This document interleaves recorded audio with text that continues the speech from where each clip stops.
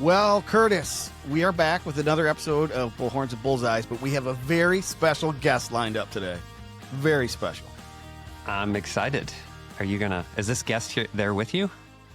Some may say, yeah, sometimes, most of the time.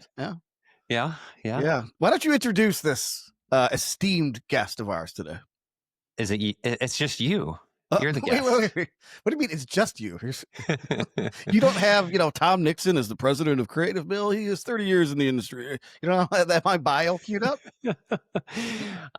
You're my Obi-Wan Kenobi who's taught me everything I now know about content marketing. Yep. Interesting, because I think I am going to reference my personal Yodas today. Yes. So there's always a Jedi and there's always a master and a Padawan or something like that. Well, yeah. So you've name dropped. Am I going to get this right? Is it Brian Clark?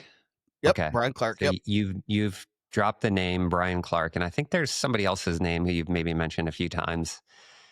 And I've had a tendency to do this in our podcast. I mean, I've mentioned to many people one of the greatest things about doing this podcast series with you is how much I've learned over the last 2 years that I didn't realize I didn't know. Yeah. And I can say the same of you, by the way. So yeah, thank you. And because people ask, like, is this podcast, how has it been successful for you? Is it bringing you business? And you get into that mindset where you think you're doing this to win business. And yeah, that is a potential outcome from this. But it was, at the end of the day, in the core, we wanted to do some storytelling. Okay. I didn't realize in that storytelling initially how much I would learn. And I think that's probably been the biggest value that I've gotten out of it. And I think in turn creates additional value for my customers. I mean, I'm a consultant at the end of the day, as you are. And, the more we learn, the more value that we can bring to our customers. Would you not say? Yeah, absolutely. And it's great because, two things in response to that. One is any conversation you have like this with a peer is valuable. And the problem is we don't have them anymore because we don't have time. We don't have time to go to lunch. We don't have time to grab coffee. The introverts among us won't even go get cocktails with colleagues anymore. We're too busy. So you stop what you're doing for 45 minutes and you have a meaningful conversation. Somebody's bound to learn something, which is why we have the guests on that we have today, notwithstanding. And the other thing is, I know our existing clients are not listening to the podcast to buy from us, right? They've already, essentially done that, right. But they want to learn from us. And that's really flattering, is when people who don't have to, or don't feel like they're in a position that they need to listen to us, they want to listen to us. And I think that's a testament to what you said. And let the outcomes be the outcomes. But at the end of the day, if we can get smart people on the podcast to share smart wisdom with us, then our clients, benefit through osmosis. Right. Definitely. Yeah. And I don't know. I've had this, or there's been this tendency, I suppose. I don't know if that's the right way to say it, but the last few years, companies come to me and they say, "Hey, I've got $3,000 to spend in advertising. What can you do with that?" Right? My tendency has been to go to a channel, go to Facebook, go to Google or something like that. Say, "Yeah, hey, I can spend that money." Who's your audience? What are we going after? And we start selling features and advantages and different things like that, and really not see a whole lot of success, honestly, really at the end of the day. I mean, in some cases, certainly there has been, but I think by and large, the type of growth that I'd really like to see and where that should come from in some cases isn't happening. And so, I had an email come in today. It's like 5 brand new digital marketing strategies for 2025. And how many of us are inundated with, whether it's on YouTube or LinkedIn or whatever, the latest AI or technology or strategy or tactic or whatever that you're going to do that's going to take your business, to the next level. And you said something that really hit a chord with me on our last podcast, which was, if I had one piece of advice to give to a brand right now, it would be, go be awesome. What did you mean by that? Well, it's like maybe it's a little too pithy, but what I mean by that is there's a lot baked into that. One is what you just said, which is a company thinks, well, you know what, we need to sell products, so let's do some ads, and that's as far as the thinking goes. They don't think through like why would somebody be compelled to pay attention to this ad in the first place, right? So it's all tactical and it's not strategic. What I really want to do when I'm working with a client is find out, first of all, if they're awesome, meaning sometimes you get inside a company and you see its dysfunction from the ground up. You know, like who would, if they knew what I know now, who would want to buy from this company? So I think there's, and this is not work that I do, but I think there's a lot of work to do in terms of establishing a culture, which is eventually going to be reflected in your brand, but like really be truly awesome. Those companies that people want to go tell people about because their experience was amazing are just awesome. They're awesome at customer service. They're awesome at storytelling. The CX or customer experience on their website is flawless and intuitive. Everything about it is fun. And that's why people go out and say, "Hey, have you heard of Tom's, that shoe company, right? Oh, you Yeah. got it. You got to go check it out. You got to go check it out. It's a mission-based company. You buy a pair of shoes from them and they give another one a shirt. It's amazing. You got to do this. It's great. It's an awesome company, right? It's an awesome brand, an awesome model, awesome story. And so what you want to do at a first step before you go out into the world and try to sort of trick people into clicking on a link so that they get to your product page and then automatically without thinking put something in the cart and then give you their credit card and check out, which is what we want people to do. You need to give people a reason to want to be your fan first, customer second. So that's all hard work to do. So if you don't do all of that hard work, where I come in then and then say, okay, Tom, we need you to help tell our story. If the story's not authentic, then it's built on lies, and a house built on lies is not going to last, right? So, my job is to uncover why are you awesome, who would care that you're awesome, and then figure out a way to connect those two things, right? There's people out there looking for awesome. If you're that, let's tell the story that connects with that person. But it starts with you being truly authentic. And last point on this is there was a book, maybe even just a blog post I read 20 years ago that said customer service is the new marketing. And I think that holds true today. People are not being white gloved anymore, by in the brands that do that really well almost don't have to do marketing. But that is their marketing. So that's what I meant by go be awesome. Easier said than done. But the what's baked into that is don't think already that just because you're putting an ad on Facebook that somebody's going to think you're awesome. Right. Everybody can do that, right? Yeah, so I want to touch on that. What you just said about customer service. I had a LinkedIn post the other day where I said something to that effect of like, I've just now realized if you're doing content marketing, don't be thinking about selling. Hmm. Right. So if you're doing content marketing, be thinking about customer service, which customer service, let's flip those words around. You're providing service to your customers, but free. Yeah. Free, right? That's very right. And I think that's hard for a lot of companies to like get into this mindset of like you're not tricking them. These aren't lead magnets. These Right. aren't landing pages. Yes. We're not optimizing for keywords. We are Or trying to conversion. earn what's that? Or we're not optimizing for conversion either, which Right, means right, give me money.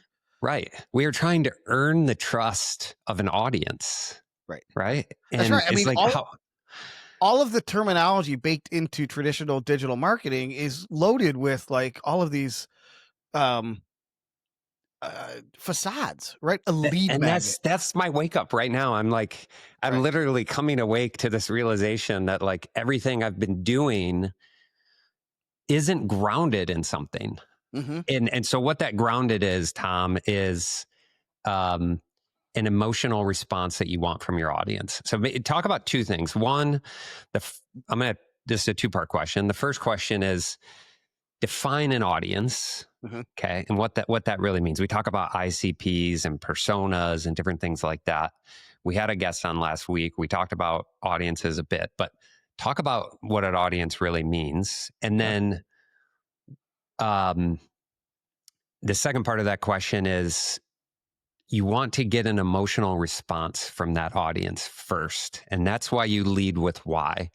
But talk about what that really means, that emotional response. Yeah. Well, it audience, let's stick within the confines of the term awesome, right? So an audience is somebody who already thinks something is awesome, right? So if you go to a concert, there's an audience there, right? And they're there because they think that the person on stage is awesome, right? It's like, I love this band.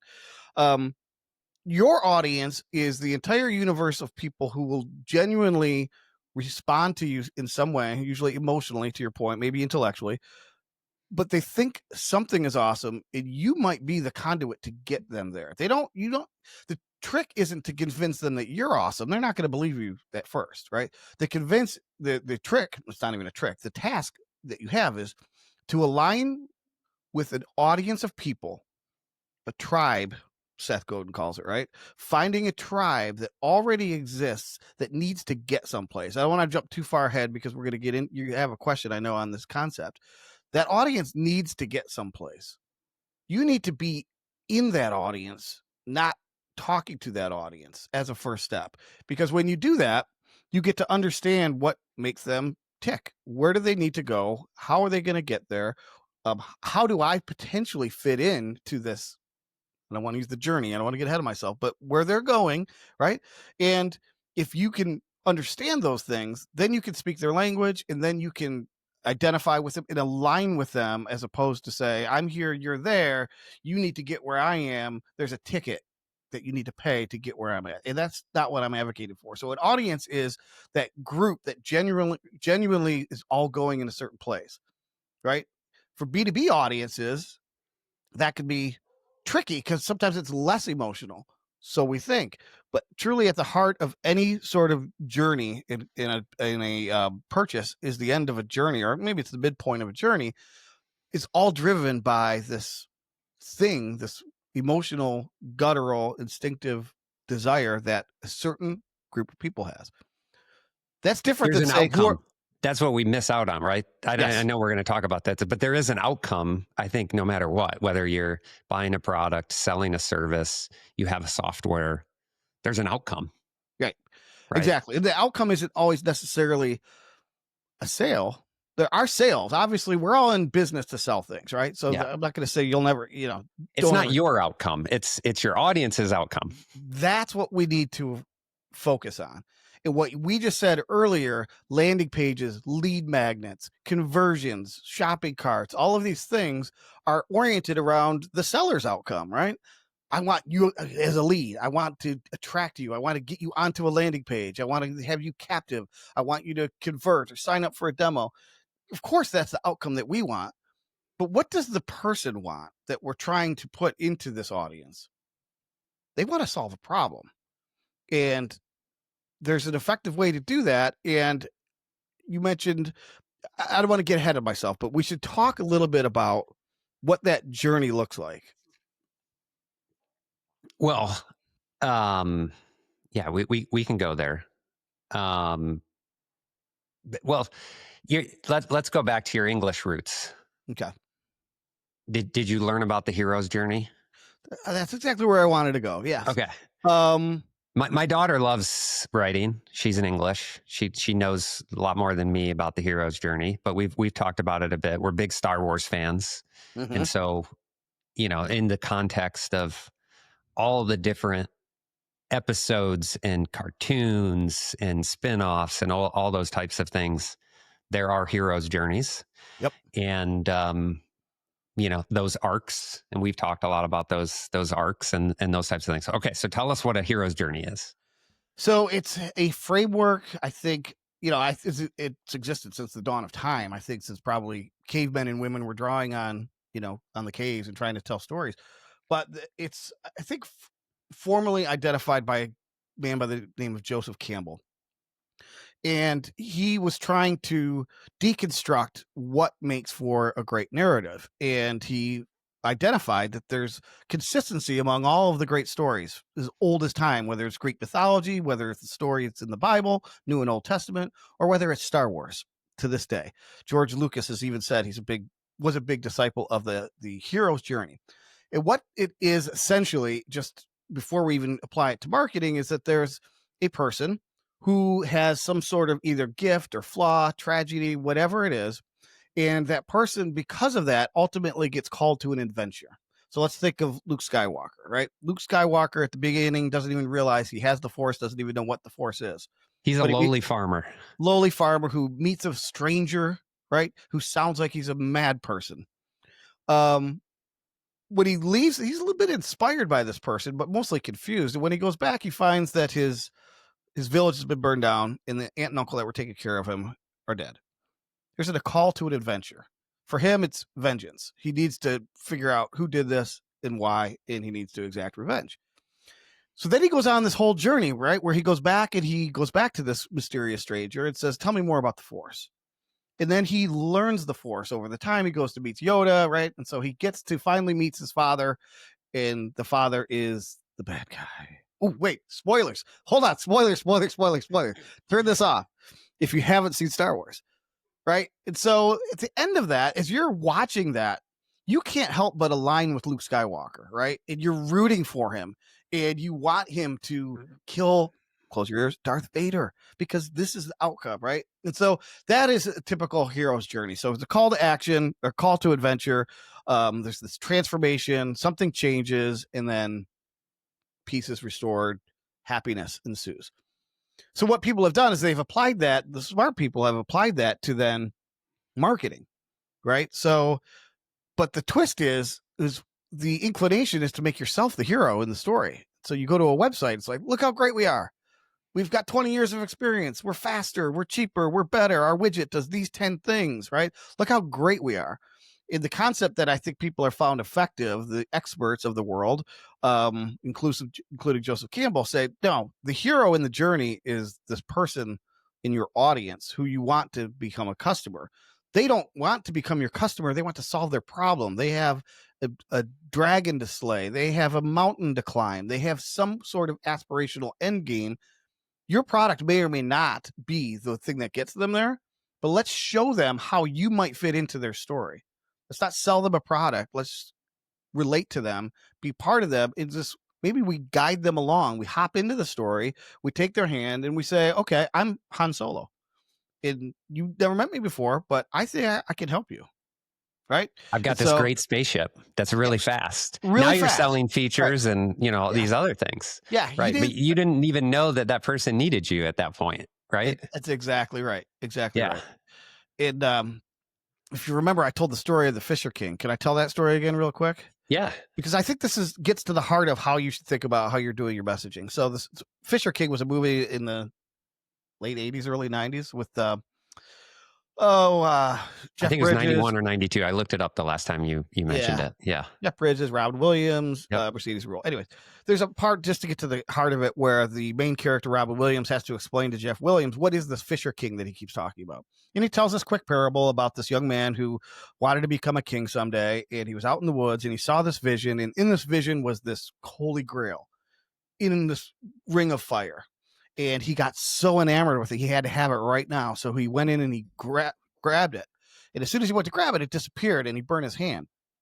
And he went through his entire life wanting to get that holy grail.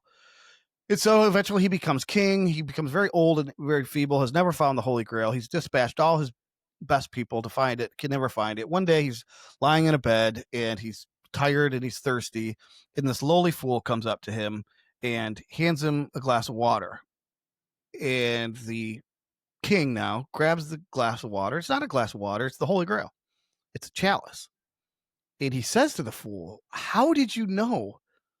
I put all of my best men. How did you know where to find this? I've been looking for this my entire life. This is the Holy Grail. And the fool says, I didn't know any of those things. I only knew that you were thirsty. So that's how we need to position ourselves. Not that we have the Holy Grail, but that you're thirsty. We understand that that's horrible. And maybe I have a way to help you. Mhm. So lots of stories, but that's another example of the hero's journey, right? So what I finally learned then with that is it's not our story that we need to tell. It's our customer's story. And in order to be able to tell our customer's story, we have to get to know our customer. So, here we have clients who we say we need to help them. They come to us and say, help us do content marketing. We say, okay, let's take a look at your messaging. Who are you talking to? What are you saying? What's your unique value proposition? All these different types of things. If that's not in a good place, we say, okay, we need to take a moment to talk to your customers. Mhm. Whoa, whoa, whoa, whoa, whoa, whoa. Right. Yeah. We don't have time for that. Yep. Um, we don't have that many customers for you to talk to. They've already told us Um, everything. We know what makes our customers tick. yeah, Yeah. we know Yeah. what makes them tick, or we've got existing customers, but this new profile is who we're actually going after. Whatever situation you're in, you have to do the due diligence, take the time and do research to understand that journey. And I think what I'm understanding is, yes, the journey is important, but knowing the outcome is that the point of this story? Like, I only knew that you were thirsty, right? So there's like, I knew the outcome Right. that you're trying to get to. I understand your pain, and I'm here to help you solve that pain. Everybody's journey might be slightly different, but the the path they walk, you have to understand, because you want them to walk that path towards you. Yes. They're going to walk the path, but getting them to walk the path towards you, you have to understand their journey. And so there's this, um, I guess you could use the Star Wars analogy, which just sort of came to me in saying this, that Obi-Wan Kenobi could relate to Luke Skywalker because he's walked Luke Skywalker's journey, which is in episodes 1, 2, and 3. It's Right. not the exact same journey, but it's still a journey, and he had mentors that helped him solve his problem, right? All right. Let's stick in the Star Wars theme. This is great. So, Obi-Wan Kenobi knew the backstory that Luke did not know. Yeah. Right. And so that's typically our role, is to learn the backstory that the clients don't know. Our clients don't know, right? Because they've never asked. A lot of times Yeah. we're afraid to ask. So what I'm trying to do when I insist on speaking with clients' customers is I'm trying to understand the genesis of the story, the beginning of the story. And I don't ask it this way, but it essentially follows the model of, tell me what life was like before you went out looking to solve this problem. I don't want to hear you tell me how great my client is and whatever, and I could go read Google reviews for that. And we do that, of course. But what was life like? What hurt? Like what got you to a point where you're like, I can't live like this anymore. I need to go find a solution.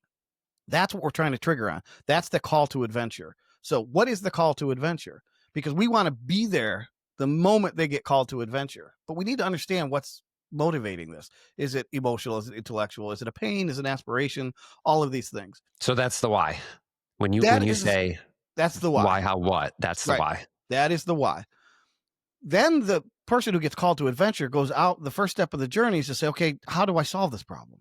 Right. So do I go back to Obi-Wan and say, take me to my father, take me to the bad guys, whatever it is? But it's like, there's some first step of the journey. And that's usually when the customer goes out shopping for a solution. All right, I'm going to do a Google search. I'm going to ask a friend. I'm going to go join this forum. Who's out there that can solve my problem? And there's a bunch of competitors. They all do the same thing, right? So they all claim that they do it the best, right? But now, so this person on this journey is now into a how mindset, right? They've already been motivated by why, and they're starting to evaluate vendors or potential partners on how. A lot of that language sounds the same because everyone's claiming to the same thing. We're the fastest, we're the best, we're the smartest, we're the cheapest, right? So the brands that move ahead of that and say, I am connecting with you on this emotional level, your why, not only do I understand it, I've lived it, and I've helped other people through this journey, are going to have an advantage over the people who only talk about their how. Everyone talks about their how. Um, the key, though, is finding a differentiating how that separates you in the store, separates you as a provider, potentially, than the masses. So that's another reason I'm asking this client, right? So when you went out looking, why did you settle on my client? You could have chosen everybody else. What was it about the way that my client did it? And then we start getting into how. Well, they were the only ones that were offering a 30-day guarantee.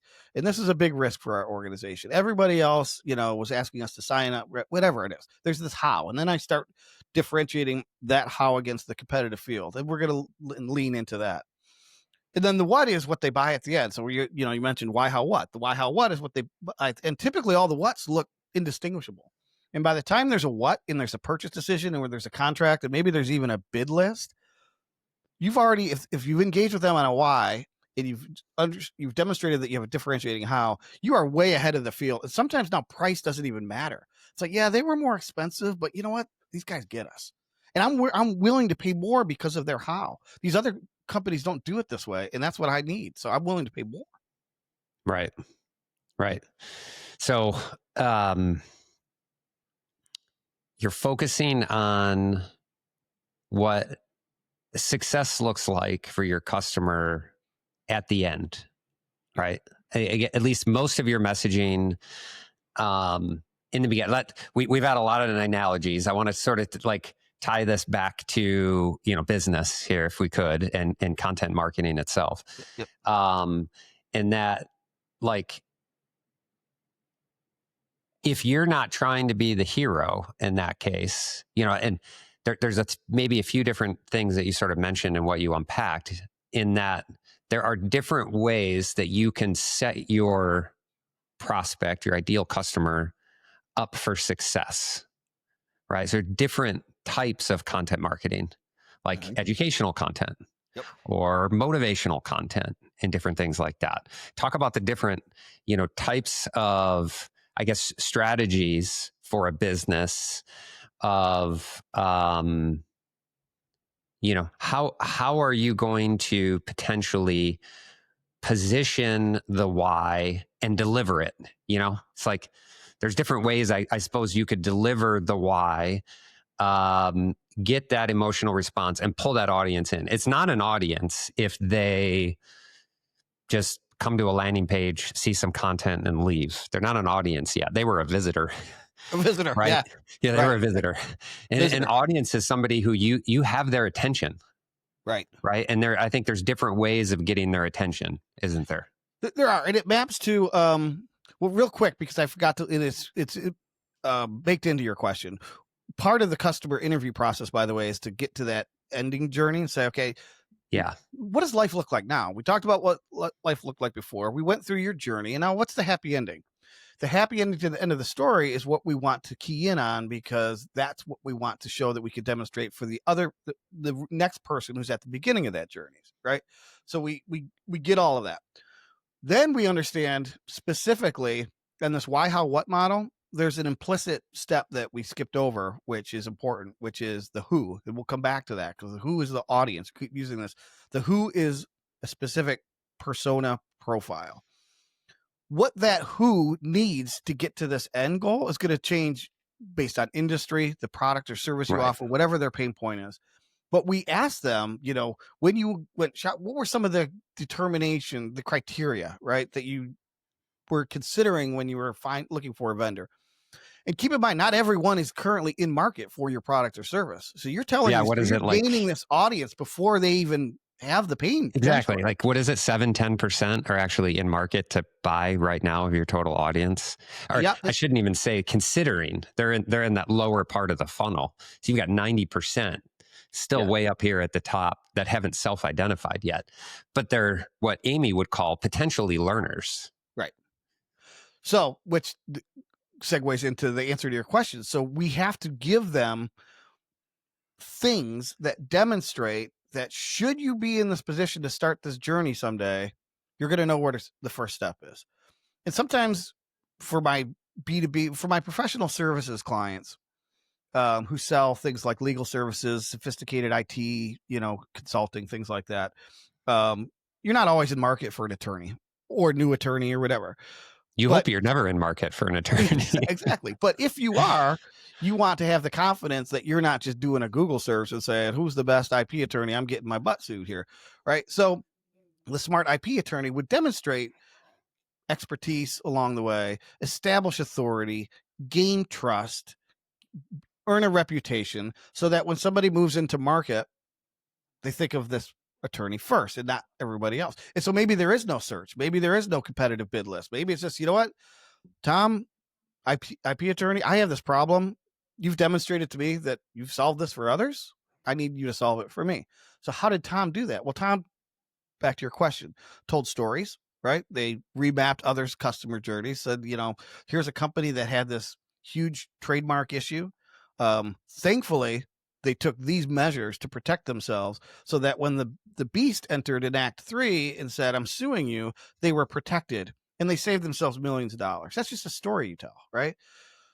There's also educational content. So sometimes, like you said, if they're at the top of the funnel, they're learners. And so they need to learn. You need to give away for free some of your best ideas. Attorneys in particular struggle with that because that's what they should be paid for. But if you aren't doing that, then you aren't establishing the trust, the authority, and all of these things that people need to want to hire you. So there's, you could answer that a million ways. And part of our job is to map that to the authentic customer journey for that well-established who that I mentioned at the beginning, so that they're getting the things that they need. If they need to learn something, let's teach them. If they need to understand something, let's analyze something. If they need to be aware of something, let's tell them. If they need to be entertained, let's give them a story.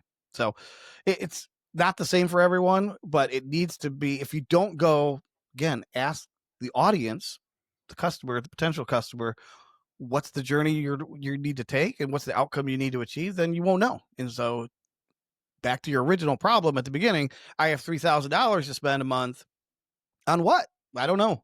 I just know I need leads. Right. Right. And you'd be better off taking that money to the casino, I think, and putting it in a slot machine or a roulette table in a lot of cases. Exactly.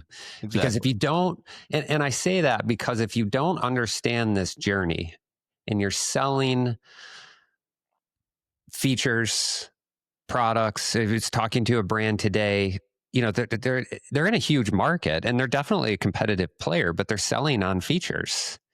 And they're going to run a 4th of July sale here. We're a couple weeks away from 4th of July. Mm-hmm. And it was like, hey, can we create some creative that has this cool rod and this thing? Like they come together and like all this is like, you're selling the product. And you have to remember that your audience is going to see ads this next week from 10 of your competitors. Mm-hmm. What is going to stand out that you're going to put into their feed? And it's the outcome. It's not, you're putting yourself as the hero. You think that your product is so cool and so fancy. And at the end of the day, it actually is. But what that customer cares about is the outcome. Right. You're just a tool that gets them to that outcome. So what happens if you don't sell the product, but you display the outcome? And I said, you know, if you're going to put out a piece of content in an ad, would you share it on your own social media? Would you go to your own personal page and share this and be proud of it? Right. Because at the end of the day, that's what you want. A successful ad doesn't just show up in feeds and get clicks. People share it. And if there's an offer next to it, they'll want their friends and family or whoever to take advantage of that offer too.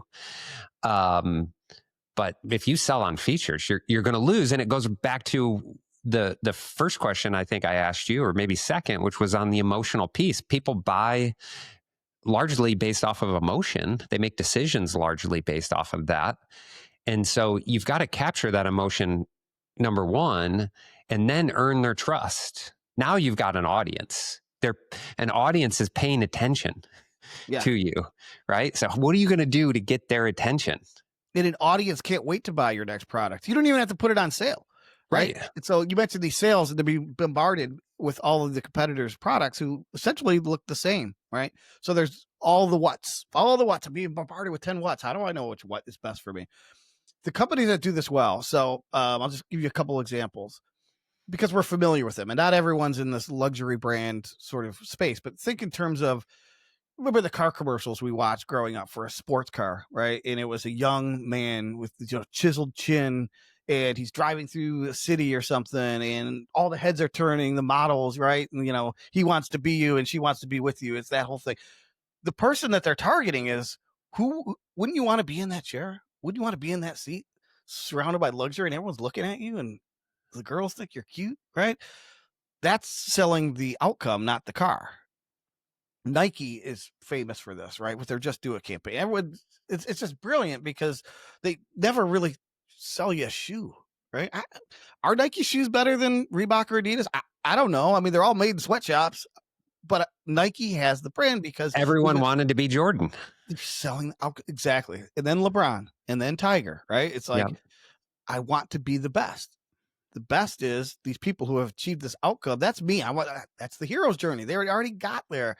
I need their product to get me there too. Yeah. The last example was Apple was always really good at this. Not as much anymore since the passing of Steve Jobs, sadly, but their commercials all never even showed the product even. They showed a young man who is seemingly ignoring his family during Christmas vacation, constantly on his phone. But what he was doing, if you know this ad, is he was actually filming the family and he was making a video of the family for Christmas vacation. And he shows them at the end of the Christmas party, here's what this last week meant to me. And there's not a dry eye in the house. It has nothing to do with the phone. It has nothing to do with the camera. It has nothing to do with iMovie. It has everything to do with the outcome. Right. So Yeah, it reminds me of all the Christmas Folger commercials, and like the college son comes home Christmas morning and the parents wake and they don't know he's in the house, and they wake up in the morning, they smell the coffee. It's like, did you make the coffee? No. Did you make the coffee? And then they walk downstairs in the robe, and the Christmas tree's on and the presents are under the tree. And here's their son or daughter with a cup of coffee. They're selling an experience. Folgers is what, $6 a can? right. It's not the $16 a bag, fancy stuff. But they're connecting at an emotional level related to memories and those types of things. My wife and I have memories of her dad because he always made Folgers. And, whenever we went to visit, that's what we woke up to, right? So there's this nostalgia to it that makes you then want to buy that product. Yes. As opposed They're to not like, it tastes the best and it's got, here's no the other way mold to and here's all the these other way other to do things. it that we're advocating against would be want to wake up to a perfect Christmas morning for only $6 a can. You can get instant crown, right? And poured, it's made in minutes and smells delicious, and it's right. Who relates to that? Nobody. Well, and that goes to the other thing that you say all the time, which is show me, don't tell me. Right. Right. Exactly. I just showed you the experience. I didn't have to tell you to buy our coffee. Nope. You want to buy our coffee because I just showed you that, and the coffee was just this little exclamation point. Maybe it's not even an exclamation point at the end. Like a lot of really good commercials, you don't know what the commercial is, that's a Super Bowl. It's like, who's this commercial going to be for? And then all of a sudden at the very end, it's revealed. The coffee in this case is a character in the story. Yeah. Right. It may right. be in this more specifically, it's a prop in the story. What we're watching is the story. This goes back to what we're saying. What you're watching is the story, and you're relating to the story, and you want to be that hero in the story, which is I wake up Christmas morning and it's magical, and I'm going to remember this morning for the rest of my life. Right. By the way, there's coffee here that would probably fit into that story really well. We could be a part of that too. Right. So that's the story and it's difficult for brands. And sometimes it slows companies down because they think, I already have the $3,000. Just put it into the gumball machine and see if a gumball comes out. Right. It's like, well, hold on, slow down. Yeah. So I think that's a good segue, because the last thing I want to talk about here is I think a lot of companies don't know where to. So let's say they've gone through this process and then it's like, man, I can't create $1 million commercial. I can't hire a videographer to come in here. It's costing me $10,000 a day for them to come in and film. Then I got the editing. I only get 2 or 3 pieces of content. Then I go and I got to spend money, and then once I spend that money, it's gone, right? So you didn't build an audience when you go through that process. I 100% agree. And there are likely less expensive ways to do this. Great example is Gary Vee. And I sort of understood his backstory and then heard this specific story here recently because I've been listening now to your Obi-Wan, your Brian Clark, and so I knew this. Gary Vee's family had a wine business, and I knew he created a website for them and started doing social when social came out, became this big advocate, and now Gary Vee has one of the largest media companies in the world. But what I didn't know is that the start of that website was him then going upstairs from their store in New Jersey and putting out a kitchen table or coffee table and a camera at the other end of that, and started doing YouTube videos back when YouTube literally just came out, and talking about wine. Yeah. and made people actually feel comfortable buying wine because he was educating people about wine with a simple camera, and just used a platform that was accessible to him to reach his audience. And his audience tuned in, they consumed his content, and at the end of the day, then they bought product from the store, and they quickly went from a $3 million company to a $40 million company. And now he's got one of the largest, I don't know if he's a billionaire yet, but he's doing pretty good for himself. So you've talked about like rented land versus owned land, and certainly, that could be a whole episode in and of itself of and I think we want to have another one on the peso model and really kind of diving into this stuff. Yep. But just, where does a company have to look at, like, if they are going to do content, or they're doing content today and they're not seeing results, where should they start outside of, okay, I've found my audience, I've got my messaging, I've got to get this content out into the world? What do I do next? Is the assumption they've done that part well? My assumption is they've done that well. Let's say they've gone through our why, how, what. They've redid their website, those types, but they need to do content marketing now. Mm-hmm. Now is the next step to say, we've got this strategy. How do we determine, being how I started out this conversation of like, here's the 5 best marketing strategies for 2025. It's like, you could have the messaging and understand the journey down, right? But then how do I get that out to the masses to capture my audience? Let's assume, all right, so that they're starting, right? Because you said, where do I start? Yeah, and let's also assume that they don't have a huge budget. They've got a modest budget. It goes back to who, right? So tell me who that audience is. Here's what I would say. Who's your audience? Now we know that. What's the journey look like? What are they trying to solve? What does the outcome look like? The happy ending. And where does that audience already live, work, and play? So there's the next W word. Where are they? Are they on Facebook? Are they in forums? Are they on Twitter? Are they on TikTok? Are they on LinkedIn? And what I would say is I wrote a whole book about this called Do Less, Sell More. It's this one with the yellow. There it is. It starts with one. It's one thing. Find the channel. And this might be YouTube. But you have to ask them. You have to go do the research. Start there and say, okay, all right, let's say it's I'm going to go back to my lawyer friend, right? So that lawyer's clients, they need to learn. They need their learners. They need education. They're not on TikTok, though. So a video strategy makes very little sense for them. They're not on Facebook. Where are they? They're on LinkedIn. So find a channel. Pick the one channel. What's the best form of media in that channel for storytelling, education, all of the things, building trust, explaining things, analyzing things? Is it identify the media? Is it the written word? Is it going to be short homemade videos? Is it going to be audio podcasts like this? Right. And then now that you understand the where, now you've understood this next level of, you build a strategy of say, okay, these are the things. Here's the list of the problems that the who told me that they're facing. Here's how I solve those problems. And now it's just a matter of mapping things. Right? If this is like, I need to explain this. This doesn't work without a visual. So that's going to be a video. I need to tell this story. Why should I tell the story? Why don't I bring the client on a podcast or do a video interview and have that client tell their story? So it's kind of a way of saying it depends, but it's all intuitive once you've done this work. Once you've mapped out the journey and you're very clear on who the who is and what the whys are and the hows and the whats, this becomes the easy part at the end. The problem is people ask this question first. I was like, Tom, what should my content marketing strategy be? I don't know, but I know how to find out, right? So that's going back to the original proposition, which is, here's $3,000, Curtis, go spend it. You're like, well, where? Right? Right. And would you agree that focusing purely on that one channel is potentially a mistake if you don't figure out how to get them off to a channel that you own?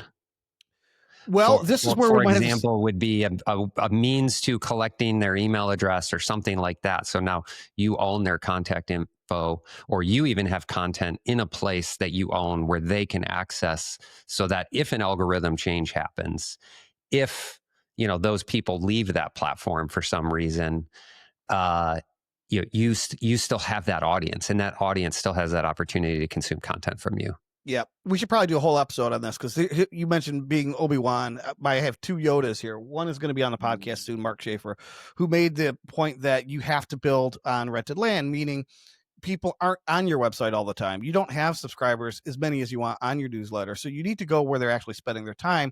Rented land are things like LinkedIn, Facebook, and all of those things. You have to have a strategy there, a native strategy, which is why I post long blog posts right on LinkedIn. The old way of thinking was get those people over to your website, right? But not only do people not necessarily want to do that, but all of the algorithms now are trying to suppress that type of content because they don't want people leaving their platform. That said, my other Yoda is Brian Clark, who founded Copy Blogger. We'll do a whole episode maybe on these guys, who invented content marketing. You would think that his philosophy is content is king. And he says, no, content is not king. Audience is king. And what he advocates for is what you just said, which is you need to get some portion of that audience out in the world to want to be your audience. And this goes back to being awesome. If you're awesome, you're going to attract a certain amount of those that can't wait around for your next pearl of wisdom. They want to sign up for it. I subscribe to about 5 newsletters. I can't live without them. There's not 30 of them, but the 5 that I can't live without understand me and what makes me tick. And now I'm in their audience. And that owned audience is something that Facebook can't change with an algorithm. LinkedIn can't suppress with an algorithm. And there's an owned channel, which is email, which you own, that you can always reach those people and avert the algorithms, and avert the rule changes that we're always succumbing to when we build on rented land. So let's wrap this up. My final takeaway then is, don't go and spend that money on Facebook, Instagram, LinkedIn, Google, wherever, because you just might as well just light the money on fire or take it to a casino. Mm-hmm. If you don't have that means of bringing them into your own property. Yep. You're just throwing it away. You're wasting your money on clicks and all this. You're going to have a small percentage you might purchase, who might come into your lead funnel or whatever, but you got to figure out how you are actually transitioning those people into audiences. Because right now they're just visitors. They're just users out on there. If you don't have a way to turn them into audiences, don't do it. Seriously, don't do it. I will not take your money. I've now decided I'm not taking your money. Yep. So those are my final thoughts. We'll help you get there. Yeah. I just won't take your money to advertise it. I won't take your ad dollars, but we'll bring in Tom and we'll help you with the strategy. Okay, final thoughts, Tom. Close this out. My final thought too is that once you have the audience, so this does take time, right? It's hard work, whatever. But once you have this audience, think about what you're an audience of, right? Like there's certain things that you couldn't pry me away from, right? I got all these Apple products here, right? I'm sure Google and Android and Samsung and all would love my business. They might have better ones. I don't know, but I'm a huge fan. I'll wear an Apple shirt. I'll put a sticker on my car. I don't do those things, but fans do, right? You can't get me away. And then the next time you introduce a product, I have to have it. So think in those terms. I'm an audience of Apple. I'm not a customer that bought an Apple product one time. End of story. All right, let's leave it there. We will be back soon, partner. Maybe I'll interview you next time on the next episode of Bullhorns Bullseyes.